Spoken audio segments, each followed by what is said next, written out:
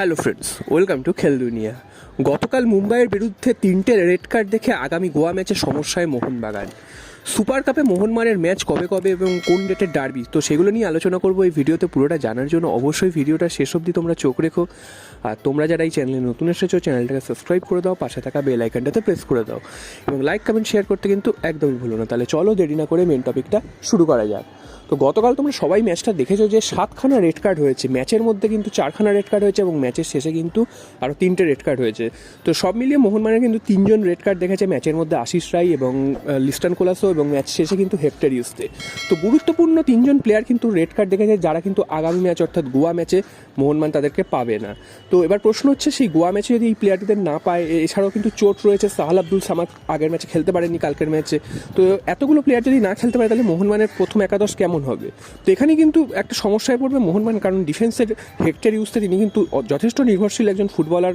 আনোয়ার আলী চলে যাওয়ার পর কিন্তু ব্র্যান্ডন হ্যামিল এবং হেক্টর ইউসের উপরেই মোহনবাগানকে ভরসা করতে হচ্ছে। তো সেরকম একজন প্লেয়ার অফ হয়ে যাচ্ছে। এছাড়াও আশিস রায় তিনি ডান দিকটা অপারেট করেন এবং লিস্টন কোলাসো তিনি বাদিক থেকে অপারেট করেন। তো এতগুলো প্লেয়ার অফ হয়ে গেলে মোহনবাগান খেলবে কী করে? তো গোয়া ম্যাচ নিয়ে কিন্তু জোয়ান ফার্নান্ডোর কাছে একটা চিন্তার ভাঁজ বলাই যায় এবং এই ম্যাচে কিন্তু মোহনবাগানকে আবার ঘুরিয়ে ফিরিয়ে এক নতুনভাবে দল নামাতে হবে এবং কম্বিনেশনও কিন্তু চেঞ্জ করতে হবে। তো সেটা কিন্তু মোহনবাগানের জন্য কিন্তু খুবই একটা কঠিন একটা ব্যাপার হতে চলেছে এবং দেখা যাক রেফারির এই সিদ্ধান্ত কতটা যুক্তিযুক্ত হয়, কারণ রেফারি কালকে যেরকম সিদ্ধান্ত দিয়েছে সেটাতে কিন্তু সবাই ক্ষুব্ধ, যে কোনো দলই ক্ষুব্ধ হয়েছে, দুটো দলই ক্ষুব্ধ। এছাড়াও কিন্তু রেফারির ডিসিশন নিয়ে কিন্তু পর্যালোচনা করা হবে অবশ্যই, কারণ রেফারি কিন্তু মুহুর্মুহু কার্ড দেখিয়েছে। তো তাদের সাসপেনশন আদৌ হবে কিনা সেটা কিন্তু আর একদিনের মধ্যেই জানা যাবে, যে সাসপেনশনগুলো আদৌ কার্যকর হবে কিনা। রেড কার্ড দেখিয়েছে, ম্যাচের মধ্যে যা হয়েছে সেগুলো তো হয়েই গেছে, সেগুলো তো আর কিছু করা যাবে না।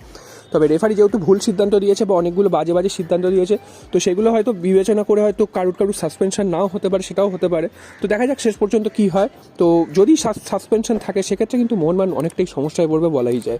এরপর চলে আসি পরের খবরে, সেটা হচ্ছে সুপার কাপে মোহনবাগানের ম্যাচ কবে কবে সেটা কিন্তু অবশেষে জানা গেল। তো মোহনবাগানের খেলাগুলো কিন্তু মোহনবাগানের যে গ্রুপে রয়েছে, তোমরা জানো যে ইস্ট বেঙ্গলও রয়েছে সেই গ্রুপে, অর্থাৎ ডার্বি হবে। এছাড়াও হায়দ্রাবাদ এফসি রয়েছে এবং আই লিগ থেকে একটি দল উঠে আসবে।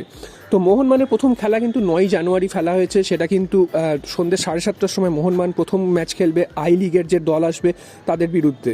এবং তার দ্বিতীয় খেলা কিন্তু মোহনবাগান খেলবে 14 তারিখ, সেটা কিন্তু দুপুর 2টোর সময় মোহনবাগানকে খেলতে হবে হায়দ্রাবাদ এফসির বিরুদ্ধে। এবং শেষ ম্যাচ অর্থাৎ derby Mohun Bagan east Bengal match, সেটা কিন্তু 19 তারিখ হবে সন্ধ্যে 7:30টার সময়। তো তোমরা কিন্তু ডেটগুলো মার্ক করে নাও, কারণ মোহনবাগানের কিন্তু খেলাগুলো এই 3 দিন রয়েছে এবং দুটো ম্যাচ 7:30টায় রয়েছে এবং একটা ম্যাচ কিন্তু দুপুর 2টো থেকে রয়েছে। তো মোহনবাগান কতটা জিততে পারবে সুপার কাপ, কারণ অনেকগুলো প্লেয়ার মোহনবাগান পাবে না এবং ভারতীয় যারা প্লেয়াররা রয়েছে তারা কিন্তু অফ থাকবেন এশিয়ান কাপের জন্য। তো মোহনবাগানের জন্য কিন্তু কাজটা খুব একটা সহজ হবে না, যেটা কিন্তু ডুরান্ড কাপে আমরা দেখেছিলাম যে সহজে জিততে পেরেছিল। তো সুপার কাপে কেমন পারফরমেন্স করে, তোমাদের কি মনে হয় যে মোহনবাগান আদৌ ভালো খেলতে পারবে কিনা? অবশ্যই তোমরা কিন্তু